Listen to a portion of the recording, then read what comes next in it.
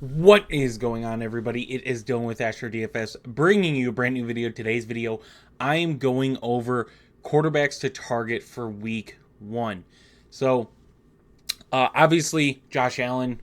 When we discussed the first look, we went over the prices and matchups and stuff like that. But now that the preseason is over, most of the 50-50 competitions for quarterbacks have been announced of who the starter is going to be for week one.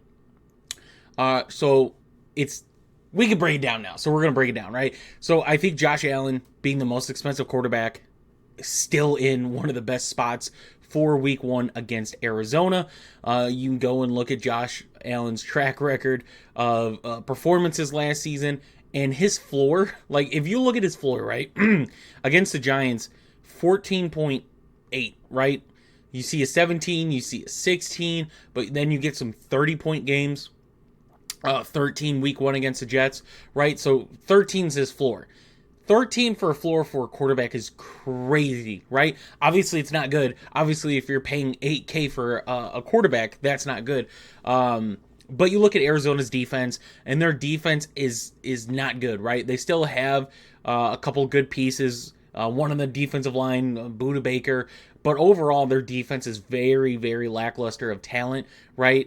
Maybe they're hoping some of these young guys develop, but as of right now, as of what we saw last season going into this season, who they did not add really, they didn't add a lot to their defense. So I think Josh Allen, with his rushing upside against Arizona, is still there.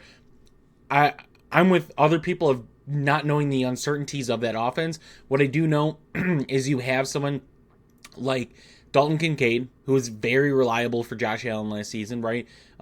Started splitting snaps with Dawson Knox to start. They found ways to use them. Injuries happen with their receivers. Underperformances happen. But I think between Dalton Kincaid and Dawson Knox, those guys being reliable, Josh Allen's going to find a connection with at least one of these receivers this season. It's going to happen. We just don't know who yet, but his rushing upside makes him an elite quarterback, especially for DFS. We start going down. The next name is Tua at 7K against Jacksonville. You look at Jacksonville's defense last season, and they were pretty bad against quarterbacks. And you look at Tua's performances last season and what he was able to do, and it's very up and down with Tua, but his highs are high, right? You see a 31-point game against Denver when they blew them out 70 points. You see some lower to mid 20-point performances. And then you see the rest, right? You see the under 20 points, the very lackluster of points. But you look at his touchdowns, 30 touchdowns. And you look how many rushing touchdowns Miami had last season. Tua could have easily gotten a lot more points via touchdown with how Miami's offense was, but overall I still think at 7,000 Tua is good, right? You look at his pricing last season, and you're paying for Tua. This is kind of low for Tua compared to where he was apparently, but at 7K I like that price point. I like the matchup, and they're at home. We continue to go down. I think Joe Burrow is worth noting against that New England defense. It's still worrisome. New England still has some pieces, especially in their secondary. They have some pieces there, right? Gonzalez coming back. Pepper's still in the secondary. The Joneses have their ups and downs. So if they're on an up, it could be worrisome for Cincinnati. If they're on a down, it could be really good for them. Kyler's a name to kind of watch out for. I'm worried, though. Buffalo did lose, right, some what were core pieces in their secondary, and I think they did an okay job of replacing them. Their corners were already good. Now they get another year in that defense. Von Miller returning. I'm just not sold on Arizona's offense yet. Anthony Richardson against Houston. Houston's defense got an upgrade, but with Richardson's upside, right, 6.3 I think is a good price for him. For where he could be priced with his upside. Obviously, we don't know with the injury. Houston's defense got better. Houston's offense is crazy. But Anthony Richardson is a name to throw out there to watch for. Caleb Williams at 5,900. This is another name to where Tennessee has their defense is pretty new, right? They get a big time corner in Snead. They add Seattle safeties, and they kind of switch some stuff up, but I don't know where I'm at with Tennessee's offense, right? And with how good the Bears defense is, we could see Caleb Williams get on the field a lot. But with a rookie quarterback week 1, I don't know if I'm ready to attack the 59. I think it's a good price for Caleb Williams, but I don't know if I'm sold there yet, but I think he's an okay play as of right now. And then we go down, and this is where I think there's a sweet spot for quarterbacks and their pricing. So Jaden Daniels, I was looking at this. Jaden Daniels with Washington's offense. Obviously, you trade away John Dotson, and we don't, right? Maybe we're hoping Brandon Ayuk gets there, and Jaden Daniels looks really good. With Jaden Daniels' rushing upside, looking at Tampa Bay's defense, right? You go back and look at what Tampa's defense did last season, the points they allowed. You look at the pieces they've lost, and their defense is a lot different, right? They still have some good pieces there on that defense, but with Daniels' rushing upside, how bad that defense played against quarterbacks, we could see Jaden Daniels have a 20-plus point game, rushing being a key factor in that one. With their defensive line, the way they play defense, we could see it. And on the vice versa of that, Baker Mayfield, right? I think this is a good. You could set up this game, right? You could go Baker and Mike Evans and a run back with McLaurin, right? I think that's a good play. We'll get to the wide receivers later for their prices. I mean, we'll go there really quick, right? So I want to look at this game of Tampa and Washington and look at it. And you could stack this. I think we did this in our first look, but you could stack Mike Evans and run it back with McLaurin. That's pretty good for week 1. I'm just gonna say it right now. That looks pretty good. I don't think if you run Jaden Daniels, you necessarily need to run McLaurin. I think you should, but I don't think it's a need. But then having Mike Evans as a run back as well, right? But Baker at 5,600 versus a Washington defense to where their defensive line still has those pieces, right? You get Dan Quinn, who you've seen what he's transformed Dallas's defense into, right? Just a monster, very aggressive defense. But Washington doesn't have those pieces yet in their secondary to kind of transform. Obviously, Dan Quinn's going to find the best way to use that defense. I just don't think year 1 it's going to be a Dan Quinn looking defense, right? I think he's going to get some pieces eventually that he will make good players out of, right? So, but as of right now, with what Washington did last season, losing their best corner who underperformed, but their best corner, I think Baker Mayfield at 5,600 is a really solid play.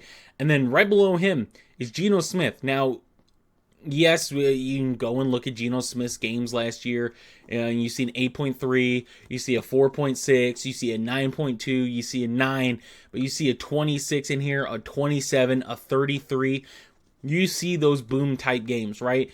And Denver's defense honestly they played really good for a defense that allowed 70 points in a football game. Their defensive stats, if you go and look, against a quarterback, were good. Granted, bad against the run, but still. Seattle brings in Washington's, not the Commanders, the college Washington's offensive coordinator.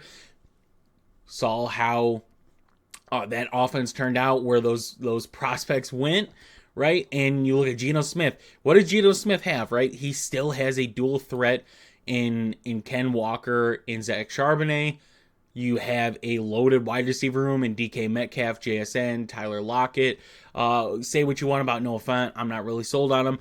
I don't think you need him, though, but those pieces against Denver, who Patrick Surtain is still there, but Patrick Surtain cannot play all 3 cornerback positions to lock up all 3 wide receivers. So Geno Smith at 5,500, I think, is a really solid play here against Denver. Denver rolling out a rookie quarterback in Bo Nix, who has looked good this preseason. I will admit that he has looked good. But I still think Seattle's defense has enough pieces. They just need the right play calling to really unlock what that defense could have been.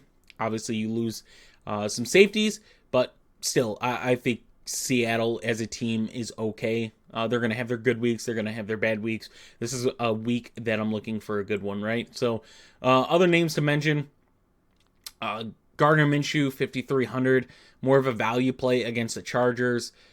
Their offense, regardless of how the team is, I think this is a game where they can win. Devontae Adams, Jacoby Myers, Brock Bowers, Michael Mayer, like you have pieces in there. Zamir White and Alexander Mattison, they're okay, right? They're okay. I don't think they're anything special, but yet again, we look at what Minshew was able to do last season, and he's another quarterback, right? He has some underperforming weeks early on, was the whole Richardson thing. But man, you look at some of the pass attempts he's had in these games: 55 against Jacksonville, 41. And game log's not there because he's on a different team. But 41, 41, 42, 39. Like he gets those pass attempts up there. Obviously, the points aren't there as much. When you have someone like Jonathan Taylor, Zach Moss played really good, getting those touchdowns. You're not always going to see that, but you see the weeks where he had multiple touchdowns and the points he was able to produce out of that. And it's for 5,300, a guy that could get you 20 points against the Chargers defense, who, yes, they still have some names there, but their corners are not, right? Asante Samuel Jr. is there, Derwin James, but overall, with Devontae Adams, with Jacoby Myers, Trey Tucker's a name who looked pretty good in preseason. He's a name to watch out for. And Brock Bowers, I think Gardner Minshew at 5,300 is a good piece to target at value. Obviously, I don't recommend playing him in a double up, but if you're playing multiple lines in a tournament, I would get some Gardner Minshew shares. I think the only other name that really kind of gets value for me here is Sam Darnold against the Giants. Now, it's not pretty saying Sam Darnold against the Giants, but the Giants box, right? Their defensive line, their linebackers, really, really good. Really, really, really good. They add Darnell Savage to their secondary. Their corners, not good, right? Unless their corners take a huge step, they're not there. They are not there yet. Yes, we know what Sam Darnold can and cannot do as a quarterback in the NFL, but you look at what he has. He has Kevin O'Connell calling plays, who you go back and look at. I think it'll backlog us. But you look at Nick Mullens. You look at some of the games Nick Mullens had. I can't remember if Fall played. I think, yeah, he got hurt. So we'll say Nick Mullens, right? But Josh Dobbs, Josh Dobbs is a couple games he had in Minnesota before he started sucking. But you look at Nick Mullens' performances with Kevin O'Connell, right? They're not afraid to throw the ball. 36 and 44 in 2 of the games. You still have Justin Jefferson, right, who is going to take a hit just off of quarterback play. But you still have Jordan Addison, TJ Hawkinson probably going to be out. You have Aaron Jones. That third wide receiver spot, I think, was pretty solid at Brandon Powell, but with Jackson and Naylor kind of having good preseasons, that third wide receiver spot looks pretty solid of guys that are going to really, really work to maintain that third wide receiver spot. But still, you have that going against the Giants. For 5,200, I'm definitely going to get some exposure against that Giants secondary. Other names, if you guys are looking for value, I guess, Bo Nix, 5,000 against Seattle.